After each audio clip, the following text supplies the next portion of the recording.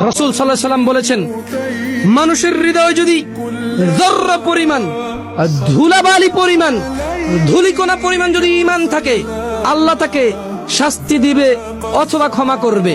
ক্ষমা করে দিলে সে জান্নাতে চলে গেল। কিন্তু যদি আল্লাহ শাস্তি দেয়, ওই যে ধুলা পরিমাণ, আল্লাহ একটা সময় তার শাস্তি মওকুফ করে তাকে নিয়ে আসবে, তাকে জীবনের নহরে গোসল করে তাকে পবিত্র করবে, তাকে জান্নাত দিবে। সুবহান। তুমি কি জানতে চাও না এই অপরাধটা কি? যেই অপরাধ না থাকলে মানুষের হাজার অপরাধ আল্লাহ চায় ক্ষমা করবে, অথবা তাকে শাস্তি দিয়ে ক্ষমা করবে। আল্লাহ চায় তাকে শাস্তি ছাড়া ক্ষমা করবে, অথবা আল্লাহ চায় তাকে শাস্তি দিয়ে ক্ষমা করবে, কিন্তু আল্লাহ ক্ষমা করবে। মানুষ শোনো, তুমি শোনো, ওই অপরাধ কি? যেই অপরাধ করে যদি তুমি ক্ষমা না চেয়ে মরে যাও। আমি শুরুতে তোমাকে বলেছি আমি আমিরাবাদের মানুষ, যে তুমি যে কোনো অপরাধ করো, শিরক, বিদআত, যে কোনো অপরাধ করো তুমি যার রবের সাথে সংশ্লিষ্ট, তুমি দুনিয়াতে ক্ষমা চাইলে ক্ষমা করার মালিক কে? তুমি রবের কাছে যদি অন্তর থেকে ক্ষমা চাও, তিনি বলছেন তুবু ইলাল্লাহ তাওবাতান নাসুহা আসা রাব্বুকুম। মানুষ আল্লাহর দিকে ফিরে এসো, তওবা করে ফিরে আসো, তাওবাতান নাসুহা, একনিষ্ঠভাবে। আর সিগারেট খাবো না, দাড়ি আর কাটবো না, নামাজ আর ছাড়বো না, আল্লাহ ব্যতীত আর অন্য কোথাও মাথা নত করবো না, মসজিদ ব্যতীত অন্য কোথাও দান করব না। বলুন তো পৃথিবীর সবচেয়ে বড় অপরাধের নাম কি? আফসোস, আফসোস। আপনি যদি পৃথিবীর সবচেয়ে বড় অপরাধের নামই না জানেন, তাহলে ওই অপরাধে কি আপনি ওই অপরাধ করছেন নাকি ওই অপরাধ থেকে আপনি মুক্ত আছেন আপনি জানবেন কিভাবে? আপনি একটা জিনিস নামই জানেন না যে এটা একটা অপরাধ, এটার মানে এটার মানদণ্ড হচ্ছে এটা এই সাইজের অপরাধ। আপনি অপরাধেরও নাম জানেন না, অপরাধ এটার মানে সাইজও বুঝেন না। এখন আপনি যে এই অপরাধ থেকে মুক্ত আছেন আপনি কিভাবে বুঝবেন? কি আমার কথা খারাপ লাগছে শুনতে? বলবো এভাবে? আপনারা রাগ করেন তো, আপনাদের সাথে মেলে না যে আমার কথা। আপনাদের কথা হচ্ছে হুজুরকে টাকা দিয়ে নিয়ে আসছি আমি, আমার টাকায় মাহফিলের প্যান্ডেল, আমার বাপের অনুমতিতে এখানে মাহফিল হয়েছে, কোথাও অনুমতি নাই। হুজুর কথা বলে একটাও বুঝি না, ঘটনা কি? আমি যা জানি হুজুর তার উল্টা বলে। আপনারা রাগ করেন, গালাগালি করেন, কিন্তু কোনোদিনও নিজে যা বলেন তা যাচাই করেননি, আর যারটা শুনে তার সাথে দ্বিমত তারটাও যাচাই করেননি। বড় আফসোস। আপনি মনে করেছেন এভাবে পার পেয়ে যাবেন। আমিরাবাদের মানুষ শুনুন, ইউবাশশিরুনহুম ইয়াওয়াদ্দুল মুজরিমু লাউ ইফতাদি মিন আযাবি ইয়াওমিযিন বিবানি। আল্লাহ বলেন সেদিন আপনি অপরাধীদেরকে দেখবেন, অপরাধী ব্যক্তি তার অপরাধের মুক্তিপণ হিসেবে আল্লাহকে দিবে তার সন্তান, ছেলে মেয়ে সব কটাকে আল্লাহকে দিয়ে বলবে আল্লাহ এগুলো কেন আমাকে ছেড়ে দেন। যাচাইয়ের সময় নেই। হুজুরের কাজ, হুজুর কি কারা কারা বলতে পারে হুজুর কোন দেশি ভাষা? আপনি তো এতটুকু বুঝেন না নিজেকে অনেক কিছু। আমি এখন বলতে পারি যে তুমি কি বুঝো, আর আমি অ্যাটলিস্ট এতটুকু বুঝি যে হুজুর তো উপস্থিত। যে লোক নাই তাকে হুজুর বলা যাবে না, কেন এটা আরবি ভাষা। আই মানি আমি, ইউ মানি তুমি, তাই বলি কি এটা অন্য কিছু মনে হয়ে যাবে নাকি? আই মানি তো আমি, ইউ মানি তো তুমি। এটাকে ইংলিশে কি বলে? পেপার। কি বলে? বাংলাতে কাগজ বলে। জিনিস কয়টা? নাকি দুটা হয়েছে তাই দুটা হয়ে যাবে? কোনটা? দুইটা হবে না। তার মানে নামের পার্থক্য। জিনিস কয়টা? একটা। আপনি তো বুঝতে চান না কথা, আপনি তো কথা বুঝতে চান না। নাম পরিবর্তন হলেই তো মানে ভাষা পরিবর্তন হলেই তো জিনিস পরিবর্তন হয়ে যায় না। অমুক অনেক বড় হুজুর, তর্ক করতেছেন চায়ের দোকানে, অথচ হুজুর বলতেছেন সেখানে নাই। তো আপনি কি বুঝেন? এবার বুঝেন আপনি। আমি আপনাকে বোকা বলতে এখানে আসিনি। আমি আপনাকে অনুরোধ করে বলছি যে আপনি কতটুকু বুঝেন এবার বুঝে নেন। আরবি যে ভাষা, আল্লাহ বলেছে ইন্না আনজালনা কুরআনান আরাবিয়্যান লাআল্লাকুম তাআকিলুন। ও মুহাম্মদ সাল্লাল্লাহু আলাইহি ওয়াসাল্লাম, আমি কোরআনটাকে আরবিতে নাযিল করেছি। সূরা ইউসুফে আল্লাহ বলছে যাতে আপনি বুঝতে পারেন, তো আমাকে আল্লাহ কোন ভাষায় সৃষ্টি করেছে বলেন তো?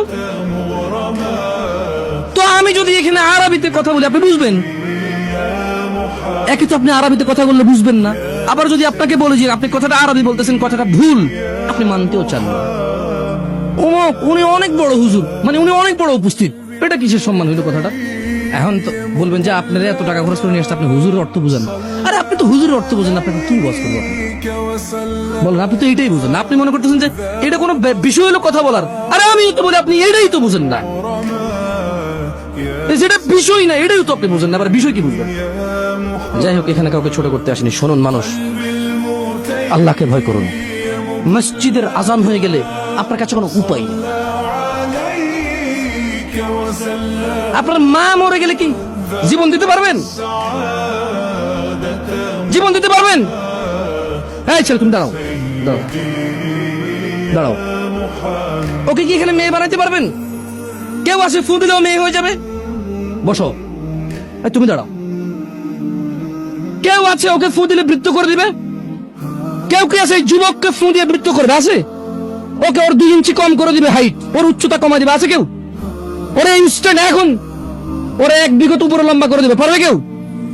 পারবে না। সালাতও ছাড়তে পারবেন না, কোনো অপশন নেই। বসো।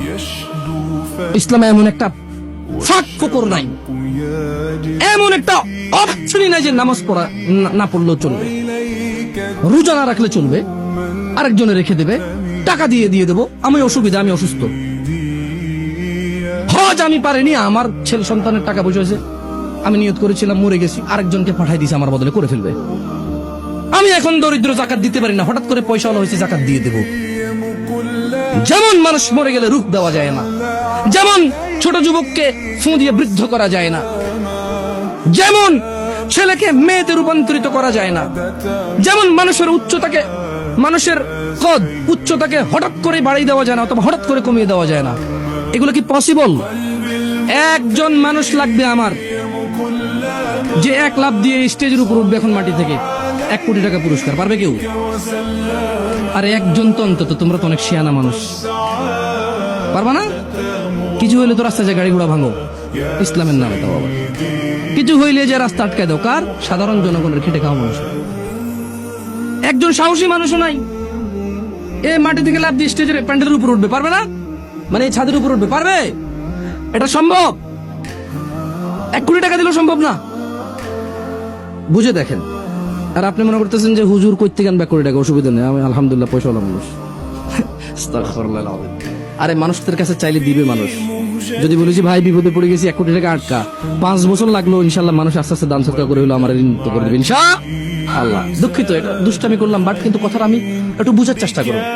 যেমন আপনি মাটি থেকে লাফ দিয়ে ঘরের চালে উঠতে পারেন না, ঠিক তেমনি আপনি নামাজ ছাড়তে পারবেন না, কোনো অপশনই নেই।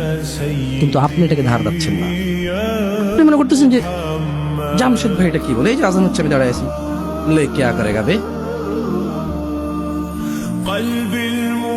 আমি যখন বলছি আপনাকে লাফ দিয়ে ছাদে উঠতে পারবেন মাটি থেকে, বললেন না। বললাম 1 কোটি টাকা দিও, বললেন না। যখন আমি বলি যে নামাজ ছাড়ার কোনো অপশন নাই, আপনি বললেন যে তুই কিসনে কাহা অপশন নেই, তুই আজান দে, ले तू इकामत दे, मैं इधर खड़ा रहता हूँ, नहीं जाता हूँ, क्या है? আপনি বলছেন যে তুই আজান দে, তুই ইকামত দে, তুই নামাজ পড়া, আমি এখানে দাঁড়াইছি। বাজিয়ে নজে তুই কি ধরবি না? হয়েছে হয়েছে, চিটাঙ্গের হয়েছে। মনে রাখবেন, আমিরাবাদের পুরুষ এবং মহিলা, পৃথিবীর মুসলিম নামধারী পুরুষ ও মহিলা, এই পৃথিবীর নিজেকে মুসলিম মুমিন মনে করা পুরুষ, মহিলা, যুবক, যুবতী, তোমাদেরকে বলি, সালাত এমন একটা ইবাদত, তুমি যতগুলো হাদিস আছে, যতগুলো কোরআনের আয়াত আছে, জাল হাদিস, দইফ হাদিস, মিথ্যা, আরো মিথ্যা, আরো মিথ্যা, ডাহা মিথ্যা, একবারে 100 ভাগ মিথ্যা, একটা হাদিস তুমি, তোমার 14 খানদান, আর তুমি বুঝলাম 60 বছর 50 বছর বাঁচবা হয়তো ইনশাআল্লাহ, আল্লাহ চাইলে। তো তোমার যদি 20 প্রজন্ম ধরা হয়, 60-এর যদি 20 দিয়ে গুণ দেওয়া হয়, মিনিমাম তো 1000-1200 হইব নাকি? এরকম 1000-1200 বছর তোমার 20 পিড়ি মিলে যদি রিচার্জ করো, একটা ভুল হাদিসও বের করতে পারবে না যেখানে লেখা আছে হ্যাঁ। যদি আপনি এইরকম হইয়া যান, তাহলে আপনি নামাজ না পড়িয়েও চলাফেরা করতে পারবেন, এরকম বাইরে করতে পারবে না। এমন ইবাদত এটা। বুড়া পড়বে, জোয়ানে পড়বে, যুবকে পড়বে, সুস্থ পড়বে, অসুস্থ পড়বে, পা নাইওয়ালা পড়বে, পা আছেওয়ালা পড়বে, সফরে পড়বে, বাড়িতে পড়বে, বেড়াইতে গেলে পড়বে, কর্ম অবস্থায় পড়বে, বোঝো না এই কথা? বৃষ্টির দিনে পড়বে, খরার দিনে পড়বে, প্রয়োজনে দুই উক্ত একসাথে পড়ে ফেলবে। যদি কোনো ন্যাচারাল ক্রাইসিস থাকে, যদি কোনো আল্লাহর পক্ষ থেকে কোনো ক্রাইসিস তৈরি হয়, বন্যা, এই সেই প্রবল বৃষ্টি, মানুষ যেতে পারবে না মসজিদে, তাই জোহর একত্রিত হয়েছে, জোহর আসর পড়ে ফেলেছে, ভিন্ন কথা, কিন্তু পড়তেই কি বলো। আল্লাহ নবী বলেছে যে যে ব্যক্তি সালাত ত্যাগ করলো সে কুফরি করলো। আল্লাহ নবী বলছে সালাত ত্যাগকারী কাফের। তুমি নিজেকে মুসলিম বলতেছো, তুমি কোন নবীর উম্মত বলো? বলো, বলতে পারবো না? মানে মুহাম্মদ সাল্লাল্লাহু আলাইহি ওয়াসাল্লাম বলছে যে সালাত ছাড়লো সে কুফরি করলো। তুমি মনে করো যে ও না না, কোরআন শরীফের যদি উল্টা করে পড়ে তাহলে না কাফের।